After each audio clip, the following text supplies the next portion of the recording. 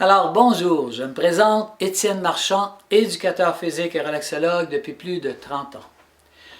J'aurai le privilège de présenter une conférence atelier au 15e colloque de l'AQICEP sur l'approche orientante le vendredi 8 avril à 8h30 AM au Concorde à Québec. Le thème, une pédagogie bienveillante, une alternative gagnante. J'aborderai la réalité des enseignantes et des enseignants, un métier devenu extrême et peu reconnu. Aussi, la réalité des élèves qui sont de plus en plus stressés et souvent médicamentés. Le décrochage, l'intimidation, le suicide découragent souvent des parents impuissants ou démunis devant la course folle de la vie. Dans un tel contexte, une école du bonheur est-elle possible? Je crois que oui. D'où l'importance de mettre l'élève au centre de l'apprentissage et de répondre à ses besoins à tous les niveaux. J'aborderai les 4 piliers de la pédagogie bienveillante qui ont été expérimentés par des enseignantes et des enseignants inspirants et créatifs afin de faire ressortir le meilleur de chacun des élèves.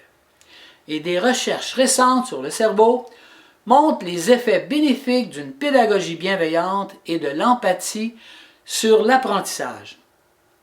Et je vous partagerai des moyens pratiques pour vous aider à développer une pédagogie bienveillante.